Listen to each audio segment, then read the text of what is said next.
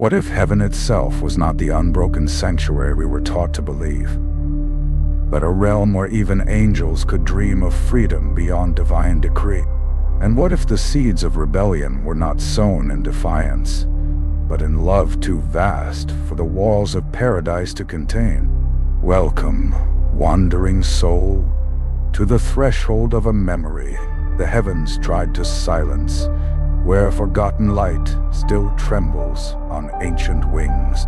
There was a time before the fracture, before whispers carried fire into hearts that had only known harmony. The Watchers were not yet outcasts. They were luminous beings, custodians of the veil, guardians of a delicate bridge stretched between heaven and the sleeping earth below.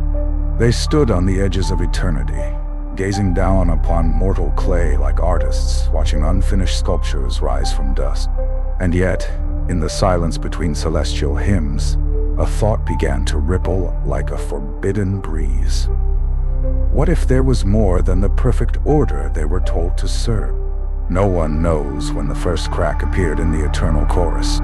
Perhaps it was in the long stillness of a watchful night, as the stars hummed their soft hymns and mortal dreams flickered faintly below. Perhaps it began with the first pang of longing, not for power, not for dominion, but for intimacy, for a connection that was not command and obedience, but touch and choice. The Watchers were not blind soldiers. They were sentinels with hearts that pulsed with divine fire. Yet they were denied the one thing even fire longs for: a place to belong beyond the wind's command. They were given eternal sight, but forbidden to shape their own destiny. And so, when the thought came, it was like the first tear in an untouched scroll, fragile, dangerous, unstoppable.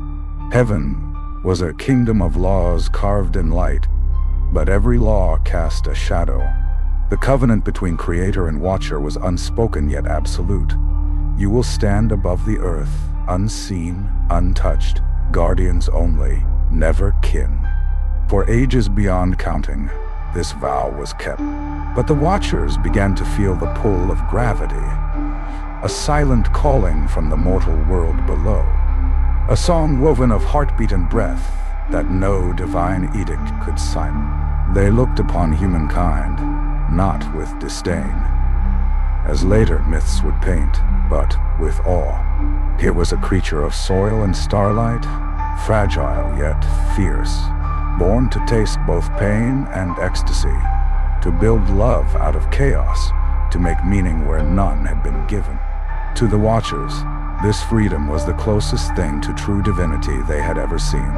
And once you taste the idea of freedom, even in thought, you can never return to chains woven from gold. Yet desire is dangerous in heaven. Thoughts are not hidden. They burn like comets across the sky of the soul. And so the whispers began first between 2, then between 20, until whole constellations seemed to pulse with a secret hunger. They did not speak of rebellion, not yet.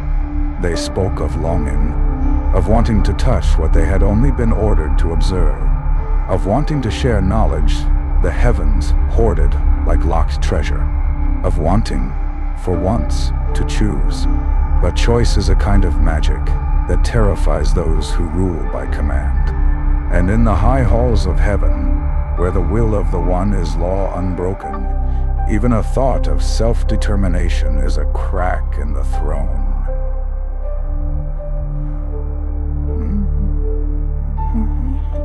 The Watchers had been made to keep order on earth, yet a deeper truth gnawed at their luminous hearts. Order without love is only a beautiful prison. So they watched, but not as guardians anymore.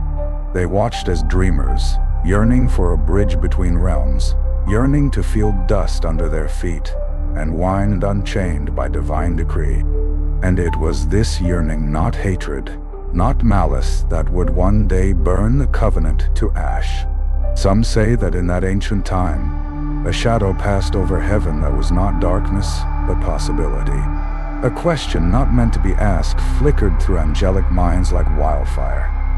If we are made in the image of the divine, why are we not allowed to create our own fate? The question hung in the air like a forbidden star, and even those who feared it could not unsee its light. It was the first rebellion, not of swords, but of thought, not of violence, but of desire. And every rebellion begins this way as a tremor in the soul, before it becomes an earthquake in the world. It is said that the covenant shattered not with a battle cry, but with a whisper. A promise made between luminous beings who once stood unbroken in their loyalty. A promise that they would descend, not to conquer, but to touch, to teach, to taste the forbidden sweetness of freedom alongside the children of dust. And in that promise lay the first betrayal not of heaven, but of the chains that bound even the brightest stars. The fall was not yet written, but destiny had already begun to shift its weight.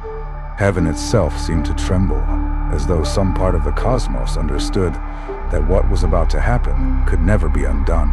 The Watchers, once pure sentinels of light, now stood on the precipice of a choice that would echo for eternity. They had been told that perfection was obedience. They had been told that love was only meant to flow upward, never outward. But as they stood gazing down upon earth, they felt something deeper, older than even the heavens themselves. The truth that love cannot be caged by command, that knowledge longs to be shared, and that freedom is a divine spark. And so, the shattered covenant was not a single act, but a slow unraveling, a tapestry of faith fraying thread by thread. By the time heaven noticed, the Watchers' hearts were already aflame, carrying within them a plan not yet fully formed, but inevitable. A plan that would soon draw them into mortal dust and divine wrath. A plan that would stain the stars forever. The whisper had begun, and heaven could no longer silence it. There is a moment before every great storm when the air feels too still, too expectant, as if the world itself is holding its breath. That moment lingered across the celestial spheres long before the fall of the Watchers was spoken of in mortal tongues. It was the hush before a thunder no heaven could silence, the weight of a secret thought germinating in a garden where only obedience had ever grown. The Watchers had not yet fallen, but their wings bore the scent of a forbidden dream. It spread not like wildfire, swift and violent, but like roots weaving beneath the soil of eternity, unseen yet unstoppable. They had watched humankind stumble and rise, love and break, reach for stars they could not hold, and yet, in their fragile imperfection, touched truths no angelic hymn had ever sung. It was there, in that reflection of unchained yearning, that the first seeds of rebellion were sown. Heaven was order, yes, radiant, flawless, unbending. But perfection has a cost that only those trapped within it truly know. Every Watcher was born of light, sculpted by will not their own, assigned a name, a duty, a destiny that felt like a cage gilded with divine fire. None had questioned this, for questioning was a luxury reserved for the Creator alone. Yet desire is a seed that asks no permission before sprouting. And once it takes root in the soul, even angels must bow to its quiet insistence. It began as contemplation, an ache in the vast silence of eternity. Why must the knowledge of the heavens be locked away from those who thirst for it below? The mortals, they saw, lived under the yoke of ignorance, wandering blind in the labyrinth of existence, yearning for wisdom like parched soil for rain. The Watchers held that wisdom in their very being, yet were commanded never to share, never to touch, never to awaken what slept in human hearts. Every star above the earth was like an eye, watching, yet forbidden to weep. And the Watchers began to wonder, is light truly divine if it is kept from those who stumble in the dark? This thought, innocent yet subversive, was the first crack in the celestial law. It carried the fragrance of compassion, yet heaven smelled only treachery. There were whispers among the ranks, not yet words, more like tremors of thought passed from one glowing mind to another. A longing for more than surveillance. A longing for connection, for teaching, for guiding without chains. They dreamt of walking among mortals, not above them. Of holding their hands through fire and shadow, not merely counting their sins from afar. But the Garden of Stars had its thorns. There were those among the host who feared these stirrings, who recoiled from the taste of freedom like it was poison. They murmured warnings of wrath, of annihilation, of becoming unmade should they step beyond the line drawn by divine will. Yet, even fear is no match for love that has awakened. The Watchers' hearts had seen too much of humanity's yearning to remain untouched by it. They felt in humans something they themselves had been denied. The wild, dangerous, beautiful ability to choose. And choice is a rebellion against every heaven that demands only obedience. Still, no plan had been made, no pact sealed. These were only seeds, fragile, uncertain, carried on a wind the Creator perhaps never expected angels to breathe. They looked upon humankind and felt the hunger to share, to give what heaven would not, to whisper truths hidden in the vaults of eternity, to bring fire to those crawling in shadow, even if that fire burned the bridge between themselves and the throne forever. Night after night, though in heaven time does not move as mortals know it, the Watchers gazed downward, hearts drawn to the fragile beings shaping cities of clay, singing songs to skies that never answered. They saw wars waged from ignorance, children born into fear, lovers torn apart by mysteries they could not solve. And each time, the Watchers felt the weight of their silence grow heavier, until silence itself began to feel like a sin. Some spoke of it openly, in starlit councils where no mortal could hear. "We were told to watch," one whispered. "But can watching without helping truly be called love?" Another replied, "We are not meant to intervene." Yet beneath their wings, every angel felt the pulse of an unspoken truth. Perhaps heaven is wrong to remain unmoved. And still, there were others darker seeds that sprouted beside compassion, for not all longing was pure. Some Watchers, tasting the thought of freedom, hungered not just to share wisdom, but to claim for themselves what had been forbidden: dominion, desire, even adoration from mortal lips. The Garden of Rebellion bore many fruits, some sweet, some bitter, and no one could yet tell which would be eaten first. But one thing was certain: the stars were no longer still. The air of heaven vibrated with a coming change, a secret song only those willing to dream beyond command could hear. The seeds of rebellion had been sown, not in hatred of the Creator, but in the yearning to know love without chains, knowledge without walls, life without decrees carved in fire. Yet every seed carries within it the possibility of both blossom and thorn. The Watchers did not yet know which their dream would bear, only that to stop longing now would be to die while still radiant. And so they stood on the edge of eternity, gazes locked on the world below, knowing that someday soon they would have to choose between the comfort of obedience and the dangerous beauty of freedom. The heavens watched them watch. The silence grew taut as a bowstring, and in that silence, destiny waited, patient and merciless, for the first angel brave enough to step beyond the line. There comes a moment when yearning becomes unbearable, when thought can no longer be confined to silent longing.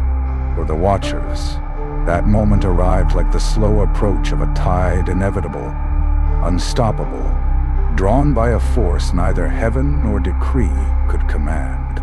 They had watched too long, stood too high above the earth, carrying their forbidden compassion like a weight that bent their luminous forms. The seeds of rebellion had rooted deep. Now came the flowering not of war, not yet of wrath, but of dissent. The choice was not made in thunder.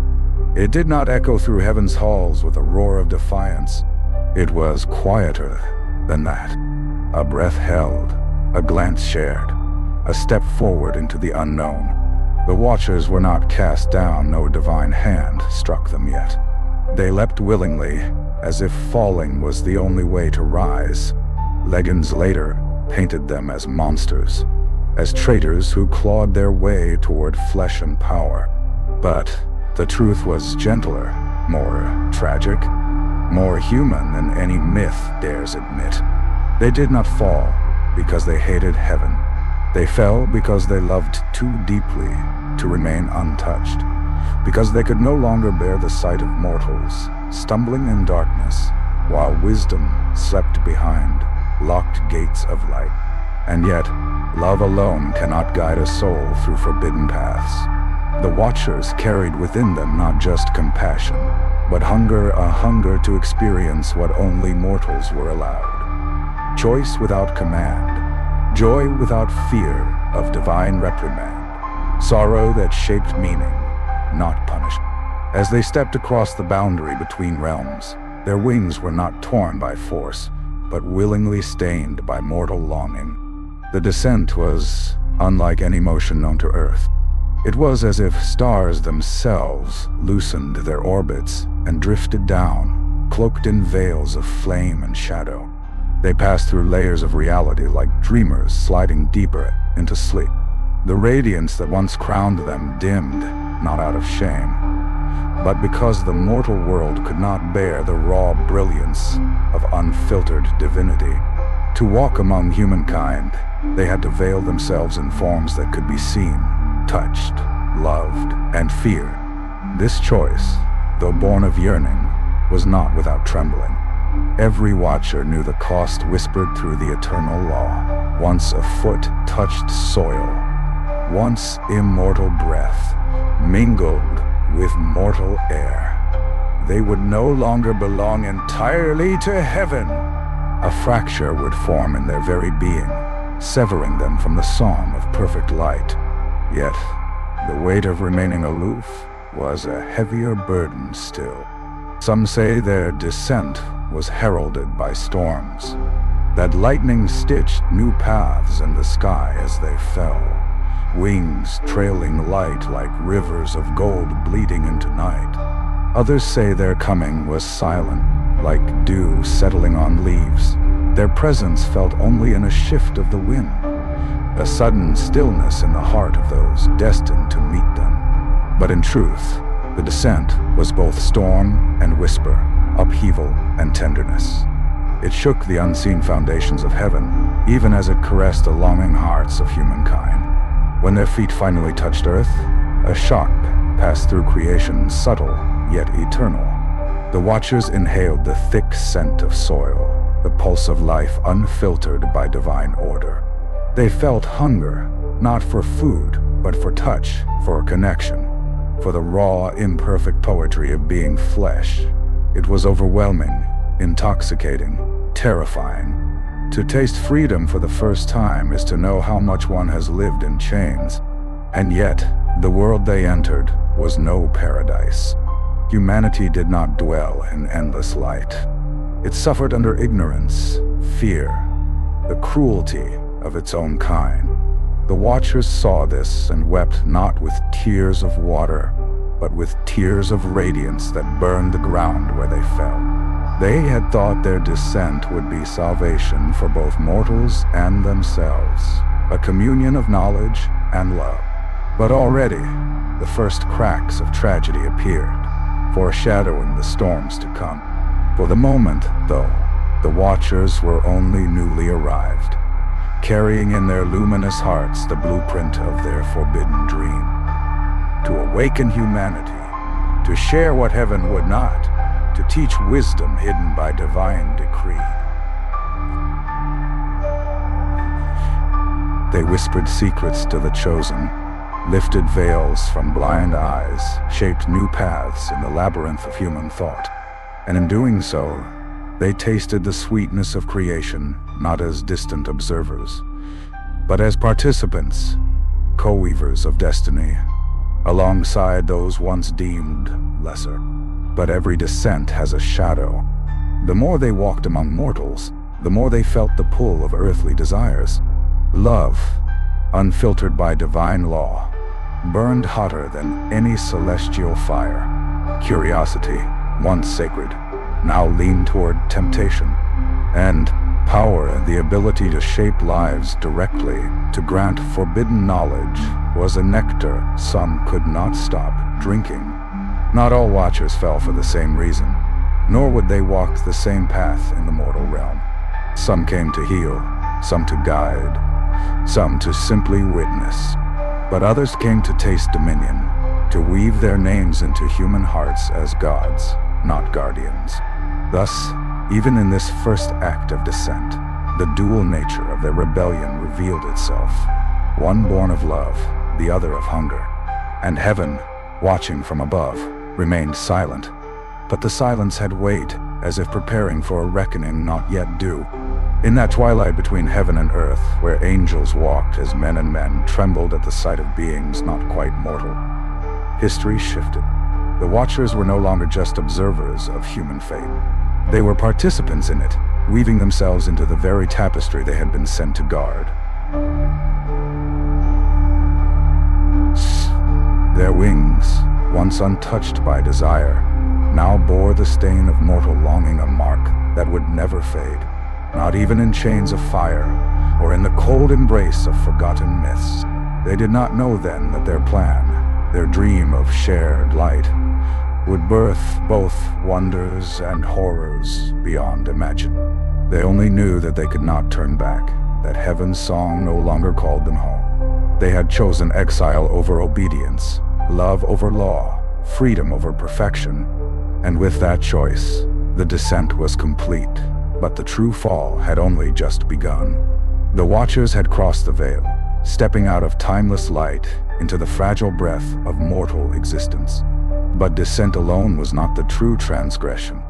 It was what followed the entangling of immortal fire with human clay that would unravel destinies and echo like a thunderous question across the corridors of eternity.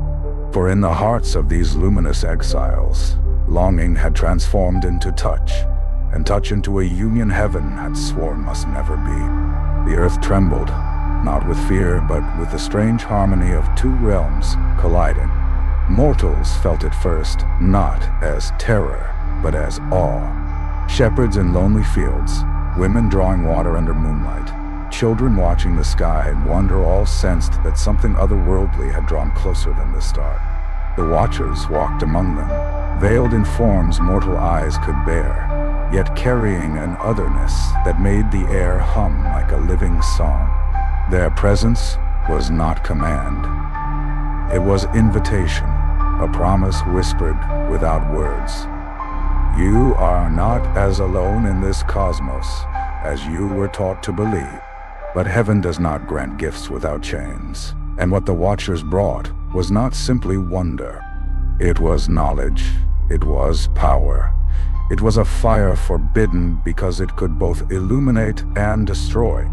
And as they shared its secrets of stars, of healing, of forging metals, of seeing beyond the visible, the barrier heaven had raised between the finite and the infinite began to tear.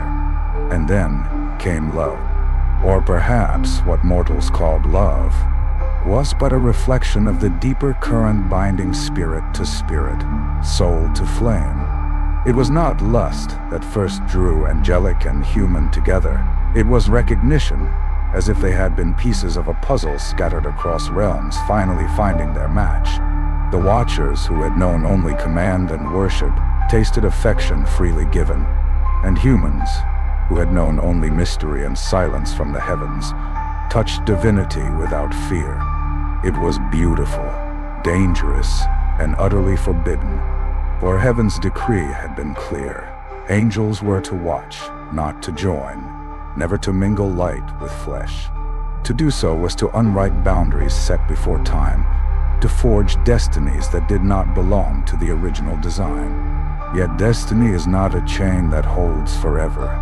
It is a thread, and threads can be woven anew by hands willing to risk tearing the whole tapestry apart. These unions birthed not only passion, but consequence. The offspring of such mingling were not like other mortals. They bore in them the height of stars and the weight of earth, beings vast in might and strange in spirit, the Nephilim, the giants of old whose footsteps left tremors in legend. They were not simply children, they were living questions that heaven had never wanted asked. What becomes of creation when divinity chooses freedom over obedience? But beyond these myths of giants and half-gods, the true legacy of the Forbidden Union was subtler, more profound. It awakened humanity to the possibility that divinity was not distant, unreachable, locked in golden towers of sky. If an angel could love a human, could teach, could weep, could share the fire of wisdom, then perhaps the barrier between earth and heaven had always been an illusion, meant to keep mortals tame. The Watchers tore that illusion apart with every touch, every whispered secret, every child born of two realms entwined. And yet, this union was not without shadow. For some Watchers, the bond became hunger, a desire not to love, but to possess, not to guide, but to rule. Power shared became power wielded. Mortal awe turned to worship, and worship turned to dominion.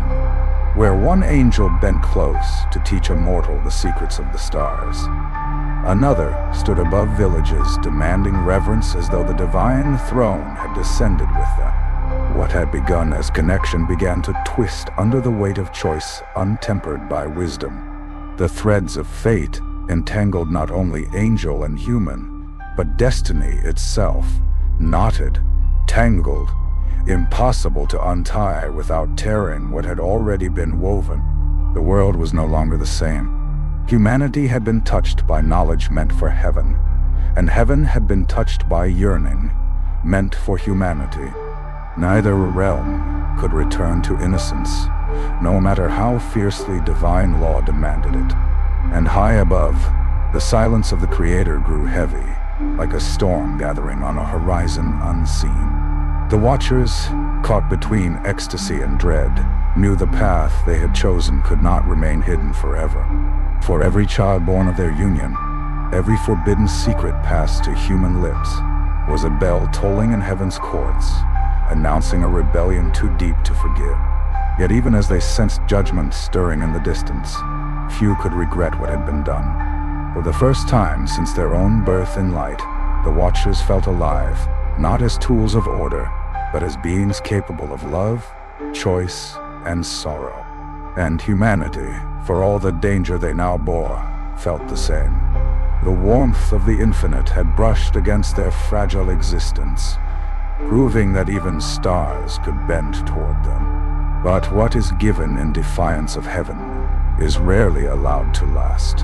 The forbidden unions, like wildflowers in a garden ruled by iron law, could only bloom briefly before the gardener returned with fire in hand. The threads of fate were tangled now, knotted with longing and consequence, pulling at the tapestry of creation.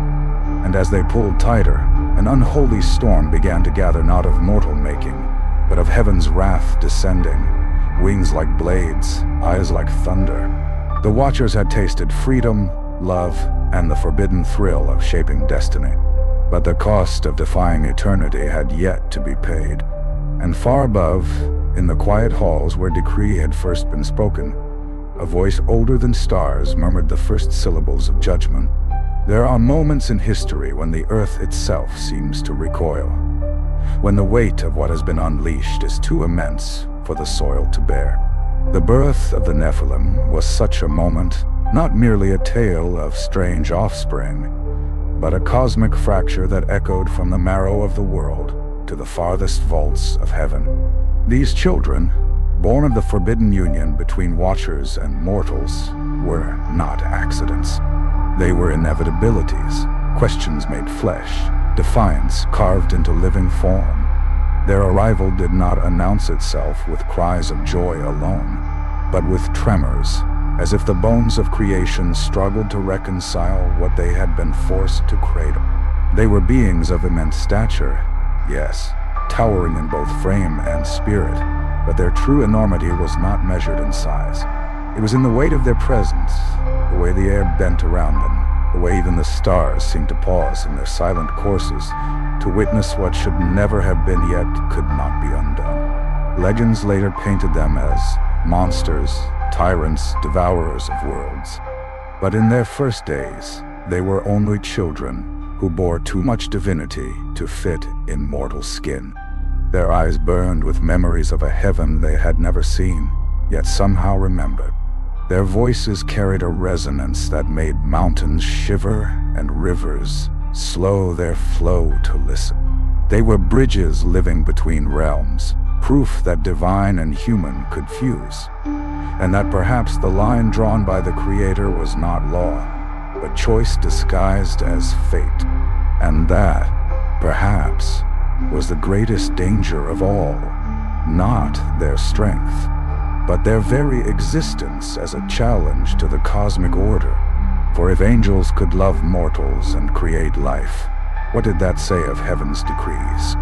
If the supposed perfection of creation could be rewritten, what was truly divine the throne above, or the love that had dared defy it? The Watchers, once only witnesses, now became architects of a new lineage. Some nurtured their children with reverence, guiding them gently, teaching wisdom to match their growing power. Others, consumed by their own hunger for dominion, raised their progeny as weapons, as kings before thrones ever existed, as rulers who would one day claim the earth as their inheritance. What had begun as longing fractured into ambition, and ambition into tyranny, long before heaven's wrath arrived. The mortals, caught between awe and terror, did not know whether to worship or to flee. Some saw these children of light and clay as saviors, emissaries of a new age. Others whispered of curses, of unnatural unions that would call down fire from the skies. And in the secret councils of men, a new fear took root, the fear that heaven's law had been broken, and that humanity would bear the punishment. But punishment did not come immediately. First came the storm of forgotten laws. For the descent of the Watchers and the birth of their children had awakened powers long buried in the fabric of existence. Knowledge once locked in the vaults of heaven now flowed like a flood. The forging of weapons, the summoning of spirits, the crafting of spells that bent nature to will, the decoding of stars to foretell destinies. Mortals, once fragile under the weight of ignorance, now grasped pieces of divine fire they had never been meant to hold. And knowledge without harmony breeds chaos. Wars erupted unlike any before. Kings rose not by divine right, but by whispered secrets, learned from luminous teachers who once stood in heaven's ranks. Blood was spilled in offerings to false gods who were not gods at all, but watchers drunk on their own exile-born power. The Nephilim, vast in strength and untempered by wisdom, strode across lands reshaping mountains, crushing cities, ruling as titans who believed the world too small for their ambition. Heaven had given laws meant to bind creation together in delicate harmony. Those laws, forgotten or deliberately broken, now scattered like ashes on the wind. The storm that followed was not merely weather, not merely wrath. It was the unraveling of divine intention, the twisting of freedom into chains of another kind, the birth of a dominion that belonged neither to heaven nor to earth, but to beings caught between and belonging fully to neither. And yet, amidst this chaos, there were moments of wonder, a child of angel and human bending low to heal the sick with a touch, a watcher standing between warring tribes teaching peace instead of conquest, a mortal soul. The tapestry was not purely darkness, but it was tangled beyond recognition, and the light it bore now flickered under the weight of shadow. High above, the heavens did not remain silent forever. The cries of mortals reached them, mingled with the hubris of exiled angels, and the tremors of a creation stretched too far from its original thread. It is said that the throne room of eternity began to thunder, not with anger alone, but with sorrow, a lament for what love had built and hunger had corrupted, a mourning for a harmony that could not be restored without fire.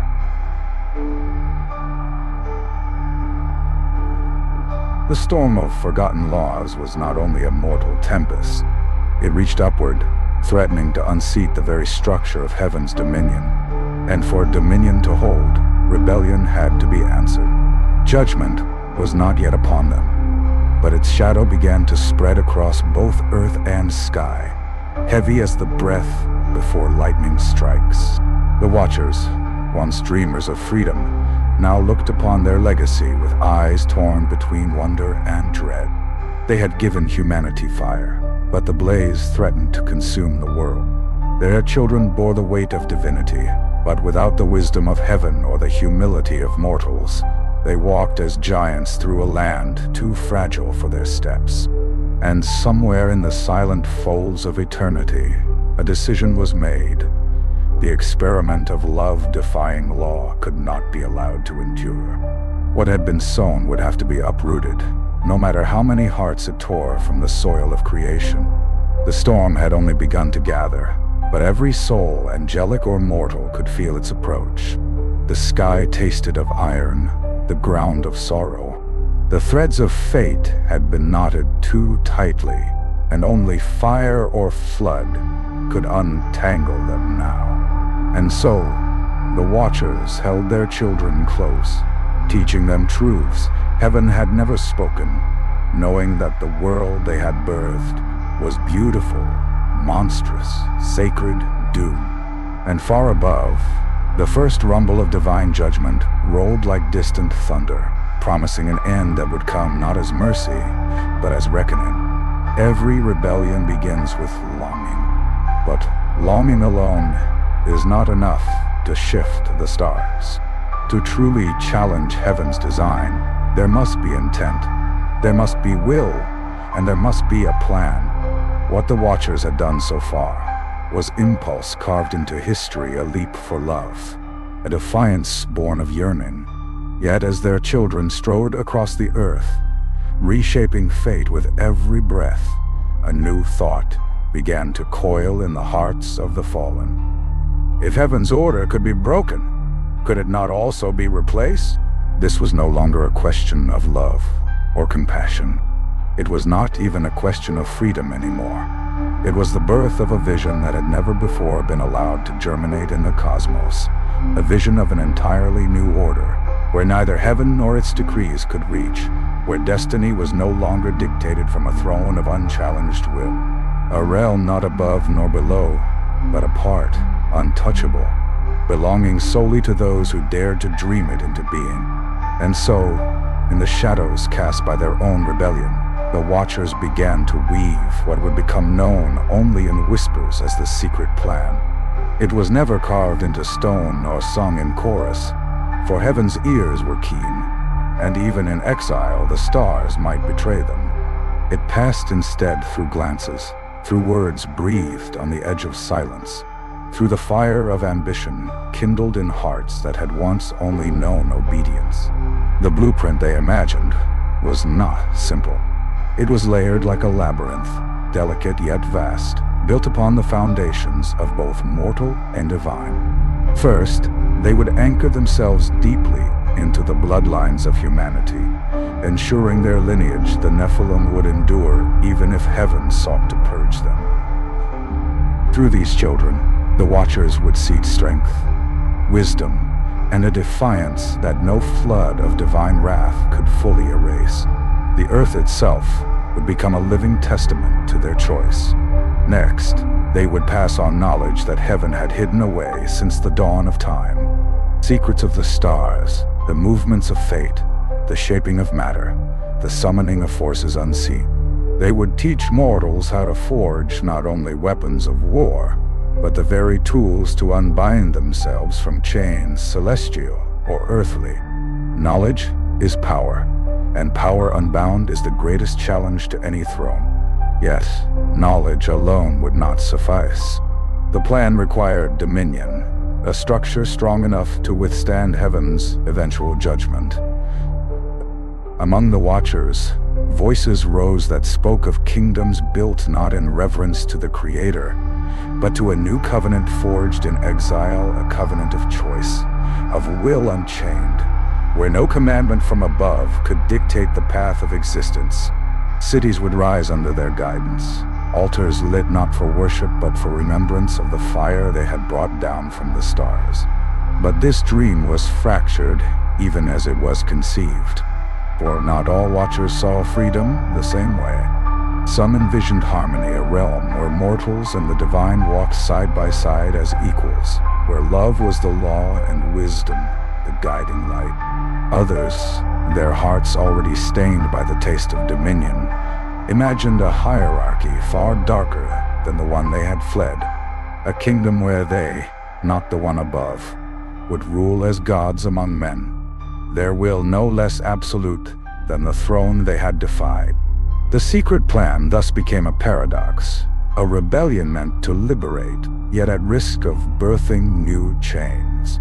Within its hidden councils, arguments raged like silent storms. Could power ever free, or does it always bind? Could wisdom be given without being weaponized? Could love survive ambition? And beneath it all, the quiet fear. Would heaven allow them the time to see this dream born? For signs of divine reckoning had begun to creep into the horizon of the soul. The air was heavy with whispers of Watchers, above Watchers, of a gaze that pierced even exile, of a justice that would descend not as trial, but as flood and fire. The plan, if it was to succeed, had to weave itself faster than judgment could unravel it. The Watchers spread their design through blood and breath. They built monuments aligned to the heavens, maps of forbidden knowledge carved into stone and memory, knowing that even if they were struck down, the echoes of their rebellion would remain. In secret schools under starlight, they taught mortals to read the language of the cosmos, to call upon forces not meant for their hands, to weave destiny with fingers meant only to grasp soil. They passed on fragments of divine fire, hoping that one day, if heaven sought to erase them, humanity would carry the spark forward, building the realm they could only imagine. Yet, every act of defiance left a trace. Every child of mixed blood, every monument carved against heaven's silence, every whispered truth became a beacon to the throne they had forsaken. The heavens, once only mournful, now stirred with wrath. Angels loyal to the law gathered like storm clouds, their silence the promise of swords yet unsheathed. The Watchers knew their time was short, yet they pressed on, believing that even if they were crushed, the seed of their new order would outlive judgment. They believed that love, freedom, and the unbroken will to choose could one day shape a cosmos not ruled by fear of divine decree. But rebellion, once sparked, is never pure. It carries within it the same potential for tyranny it seeks to destroy. Already, among the Watchers, alliances fractured, trust withered, whispers turned to schemes. The dream of freedom twisted in places into dreams of thrones. Crowns forged not of humility, but of ambition, unbound. The secret plan was no longer one plan, but many, each Watcher seeking to shape eternity in their own image. Some saw salvation, others only power, and yet all shared one belief: heaven's order was not eternal. It could be broken, it could be replaced, and once replaced, perhaps it could never return. In the distance, the first tremors of divine response stirred the fabric of reality. Flood or flame, chain or blade, it was coming. The Watchers looked upon their children, upon the cities they had built, upon the knowledge they had loosed like a tide, and they whispered among themselves, "Even if we are erased, can the dream be killed? Or will it outlive us, hidden in the marrow of humanity, waiting for another age to rise?" And somewhere far above, in a realm where silence had ruled since the first rebellion of thought, the throne finally moved. The heavens began to gather their own plan, a counterweight to this defiance, not merely to punish, but to cleanse. The Watchers had woven their tapestry in secret, yet destiny had already begun to unweave it. The blueprint for a new order had been drawn, but whether it would birth freedom or a darker dominion than heaven itself remained a question that eternity would not leave unanswered. The storm was now inevitable. The only mystery that lingered was how much light would be extinguished when it finally broke. There is a truth seldom spoken in mortal tongues, a truth that even the Watchers themselves could not escape. Every rebellion carries the seed of its own chains. Freedom, once seized, is not a trophy to be held high forever.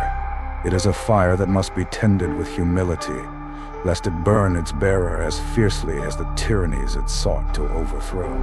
And as the secret plan unfolded, the Watchers began to discover that their dream of liberation, once pure and luminous, was being strangled slowly by arrogance, ambition, and the weight of dominion they swore to destroy. They had descended to break the laws of heaven, to gift humanity with the fire denied to them. And for a time it seemed they had succeeded. Cities rose where once there were only tribes. Knowledge soared where once there was only fear. And mortals looked upon their luminous teachers with awe, reverence, and love. But awe too easily curdles into worship. And worship is a crown heavier than any chain. At first, the Watchers rejected it. They were not gods, they said, not rulers but guides, not tyrants but companions of destiny. Yet, humanity, starved for contact with the divine, could not help but bow. And what is more intoxicating than being adored, having one's name etched into the breath of countless souls, one's words carried as law even in lands never seen? Not all Watchers fell to this seduction. Some remained true to their original vow, seeking only to awaken freedom, not bend it to their will. But among their number were those who tasted dominion and found it sweeter than love, safer than uncertainty, more powerful than any throne they had fled. They began to shape kingdoms, not to liberate but to rule, erecting monuments to their own names, demanding sacrifices not asked by heaven, but by their own swelling pride. And pride, once fed, becomes a prison. The prison did not have walls or bars. It was built of whispers, of belief turned to obedience, of human hearts, chained not by heaven's law, but by the commands of beings who had once claimed to defy all commands. Slowly, the dream of choice became a mirror of the very tyranny the Watchers had condemned. The difference was only in the banners that flew and the faces enthroned. Freedom promised had become yet another yoke, and mortals, who had thought the touch of divinity would free them, now bent under new masters of flesh and fire. Even the children of mixed blood, the Nephilim, were not immune to this corruption. Some inherited their sires' thirst for dominion, becoming kings before thrones were carved, rulers before crowns existed. They towered not only in stature but in ego, convinced that earth itself had been born to cradle their power. Others, gentle of heart, bore the weight of their lineage as a curse, longing for harmony while trapped in a world increasingly ruled by hunger for control. The threads of fate grew tighter, tangled beyond mortal or immortal ability to unweave. The Watchers had sought to escape heaven's chains, but the truth they had not foreseen is this: chains can be forged from within as easily as imposed from above.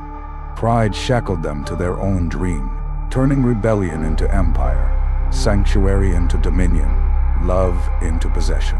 What had begun as yearning for connection became a war for legacy, for remembrance, for eternal reign not of heaven's making, but of their own. And yet, even among this corruption, there flickered the faint glow of their original truth. Some Watchers wept at what they had built, at what their hands had wrought in the name of freedom. They remembered the first whisper that had broken heaven's silence, not a call for power, but for love unchained, for choice unbounded. They looked upon the cities where mortals bled for their angelic masters, and wondered whether heaven had truly been the tyrant, or whether tyranny had simply followed them down, woven into the fire of their own hearts. This inner war split the Watchers further than any blade heaven could wield. Factions formed, alliances shifted like sand. Betrayal crept not from above, but from within. Some plotted to dismantle what they had built, to restore the dream to its first purity, to scatter knowledge and freedom without the yoke of their own dominance. Others tightened their grip, fearing that without their rule, all they had risked would turn to ash, their memory erased, their names lost in the flood they already sensed was coming.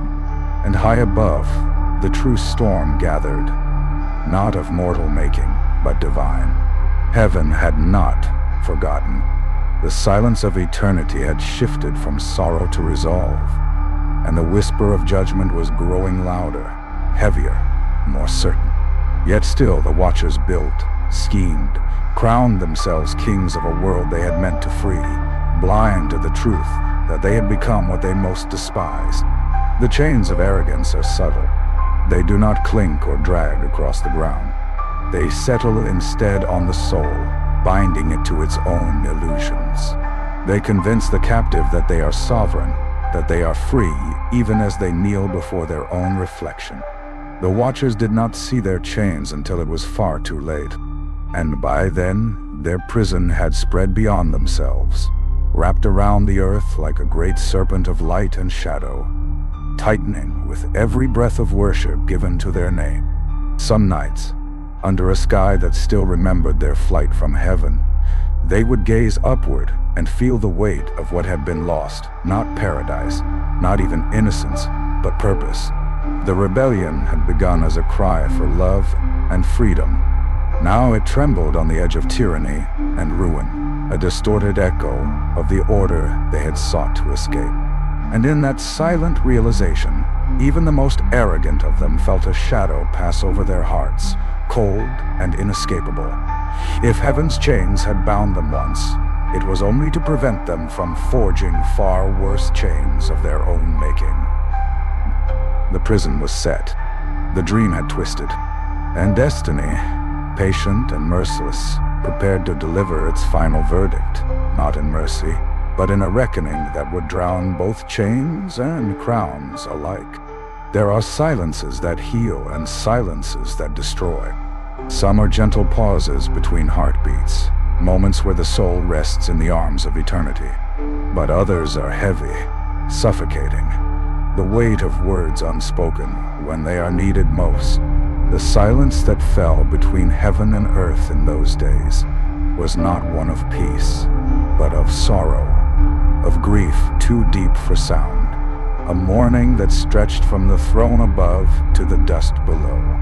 Heaven had once sung endlessly, its light cascading in harmonies that wove together stars and spirits alike.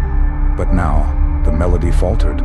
What had been a realm of pure resonance had become a place of withheld breath, as if all creation waited for a judgment that even the Creator himself hesitated to speak.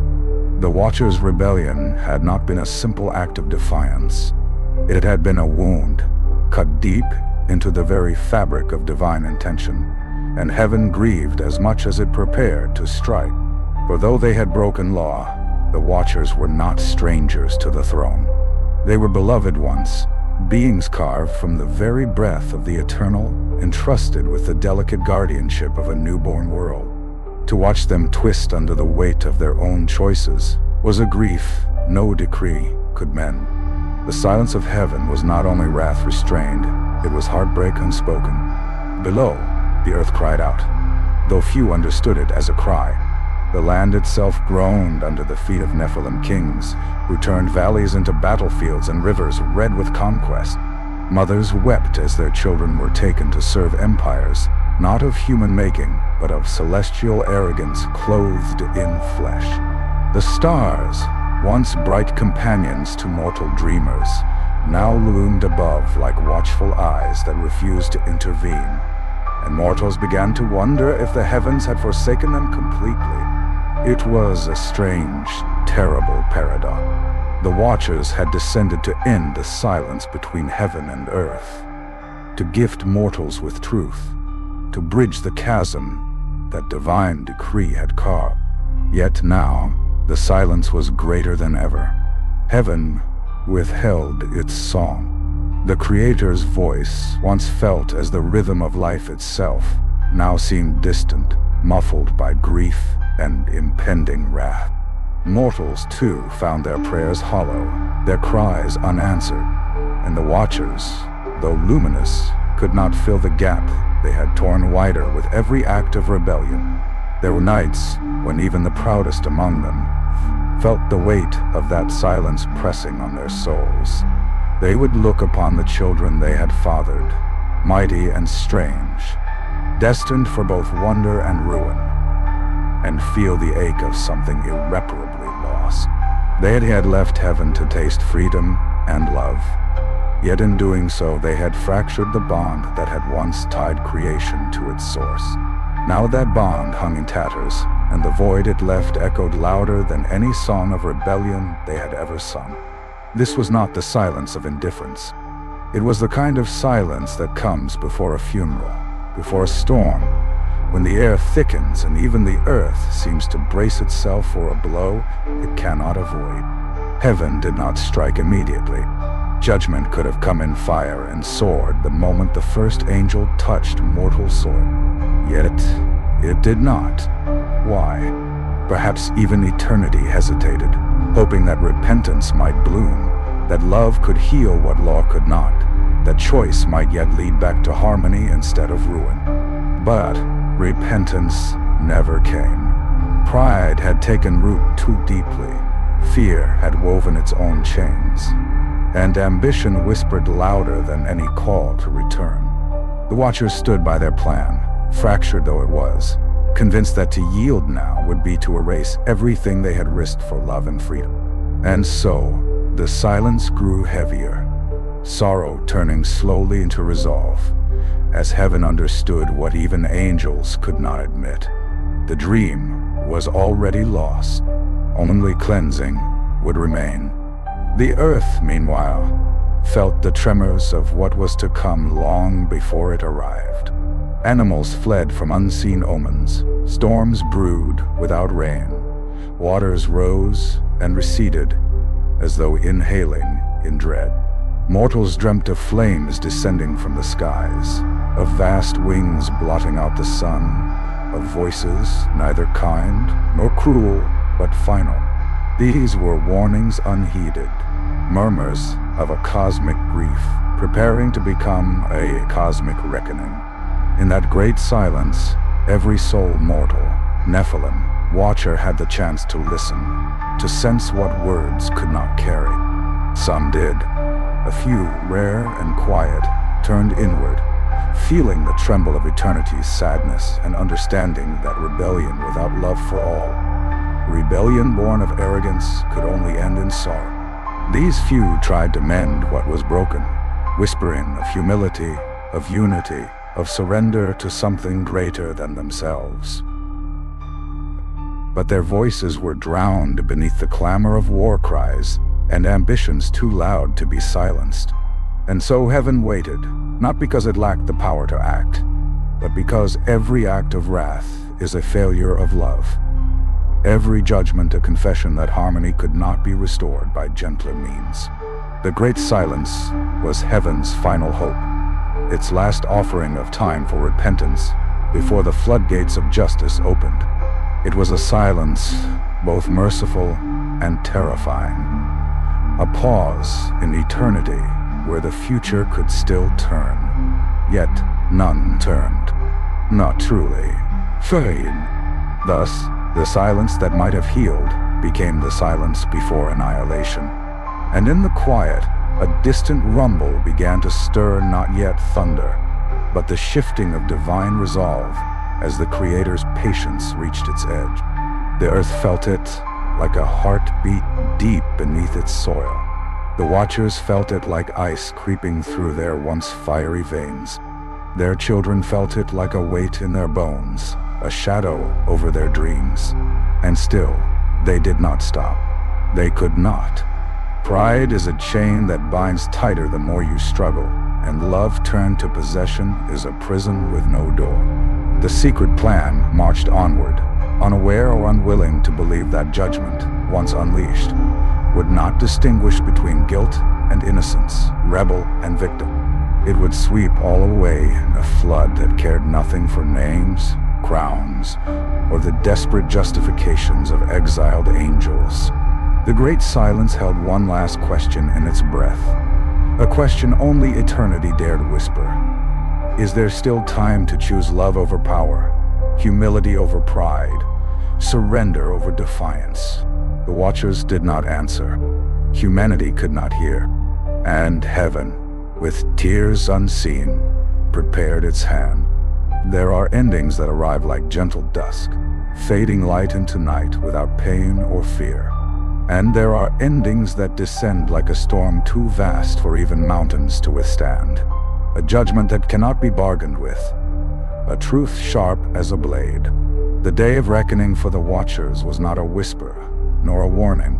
It came like a second creation, only this time not with breath and blessing, but with fire and flood, tearing down what defiance had built. It began in silence, as all great upheavals do. A hush swept across the earth, deeper than the great silence before it, the kind of stillness that makes even the air feel fragile. The sky darkened, not with storm clouds, but with wings, not the tender wings of those who had once descended for love, but the blazing wings of a host who bore no hesitation, no longing. Only the terrible certainty of divine law, carried to its last, merciless conclusion. Mortals saw them first as distant streaks of fire, like stars falling upward and downward at once. The ground trembled as unseen voices filled the air, not speaking in any tongue known to man, but vibrating in the bones, words that were not words but decree. The balance must be restored. The breach must be sealed. The world must be cleansed. The watchers knew before sight or sound reached them what had come. Judgment had always been inevitable, yet hope had whispered that perhaps the eternal would forgive. Perhaps love would triumph over law. Perhaps choice could find a place beside command. But hope had withered long before the first blade drew light. They had sown freedom with arrogance, love with possession, knowledge with ambition.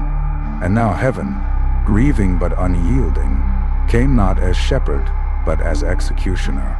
The host that descended bore no swords of steel, no weapons of mortal making. Their blades were woven from living light, strands of creation unbound and honed to an edge so fine that reality itself trembled before them. These were not tools of war, but instruments of unmaking. Each strike meant not to wound, but to erase, to pull threads from the tapestry of existence until what had never been permitted would cease to be.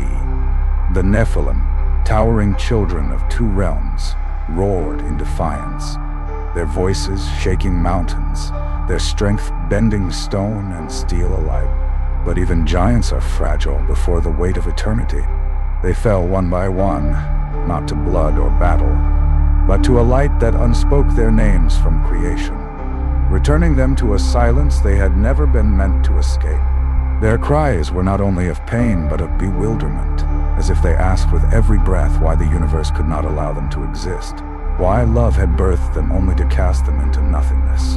The watchers themselves faced judgment with hearts torn between fury and despair. Some raised their own fire against the host, calling upon every secret they had stolen from heaven's vaults, every fragment of forbidden power they had given to mortals. They conjured storms, bent rivers, hurled the weight of their luminous might against the unflinching wall of divine will. Yet nothing could halt what had been decreed. For every act of rebellion they had once committed, Every whispered promise to reshape fate had already been written as a sentence in the stars. Others did not fight. They knelt in sorrow, wings folded, eyes turned upward, not in plea for mercy, but in grief too deep for words. They wept not for themselves, but for what had been lost, the pure love that had first whispered of freedom. The mortals who had tasted divinity only to inherit ruin. The children who bore the weight of dreams too great for the fragile world they had been born. Their tears fell as rain, but rain that glowed, soaking into the soil as if the earth itself mourned with them. The flood came next, not only of water, but of memory. A deluge meant to wash clean the stain of defiance. The heavens opened, and a torrent descended that sought to drown not only flesh, but legacy, to scour the earth of every monument, every city, every altar that bore the mark of forbidden youth. Mountains crumbled beneath it, valleys became oceans, and all the earth trembled as if trying to hide from a grief too vast to endure. Yet even the flood could not reach every trace. Echoes of the Watchers' plan clung stubbornly to creation, fragments of knowledge hidden in stone, whispers of freedom locked in the marrow of humankind, stories that would outlive fire and water alike. The reckoning destroyed bodies, tore down empires, cast angels into chains of shadow and flame, but it could not fully erase the idea that love and choice might one day rise again, even in defiance of the stars. One by one, the Watchers were bound, not by iron or rope, but by threads of eternity itself, woven into chains that no mortal eye could see. They were dragged from the earth they had chosen over paradise, cast into depths where no light dwelled, sealed away not as punishment alone, but as a grim preservation, to keep their hunger from devouring worlds anew, and to keep heaven from mourning further rebellion. As they descended into that abyss, their luminous forms dimming like dying stars, the Watchers left behind tears that burned the air. These were not the tears of traitors or tyrants, but of beings who had dared to love, dared to dream, and had watched that dream twist into nightmare before their very eyes. Their fall into exile within exile was not the end of their punishment. It was the beginning of an eternity of remembering what had been lost and what their hands had broken beyond repair. And above, the host sheathed their blades of fire, not in triumph but in mourning. The earth was quiet once more, its cries muffled by oceans newly formed, its scars hidden beneath fresh soil. But heaven did not sing. No hymns rose to celebrate victory, for no victory had been won. Love had failed. Freedom had been chained anew, and the bond between mortal and divine had been severed deeper than ever before. The reckoning had brought balance of a kind, but it was a balance forged in sorrow, held together by fear, destined to tremble again one day when choice and longing would rise once more. For though angels had fallen and been bound, the dream they had birthed could not be drowned completely. It slept now, buried in human blood, waiting for another age, another voice, another rebellion. And somewhere, far from both heaven and hell, the last tears of the exiled Watchers floated in the void, glowing like small stars, a reminder to all creation that love chained is a tragedy, and love defiant is a wound that eternity cannot. The world was quiet again, but not the kind of quiet that soothes a weary soul. It was the silence left in the wake of a storm that had stripped the earth of laughter and song, the hush of grief too deep to speak aloud. The Watchers were gone, cast into prisons older than time, chained beneath layers of darkness where neither light nor prayer could reach. Their children, the Nephilim, were no more, their footsteps erased from soil and memory alike, their voices echoing only in dreams that trembled and faded at dawn. Yet though heaven believed it had cleansed the wound, the truth lingered like a pulse beneath the skin of the world. Not everything had been erased. Not every fire had been drowned. Not every whisper had been silenced, for ideas cannot be buried.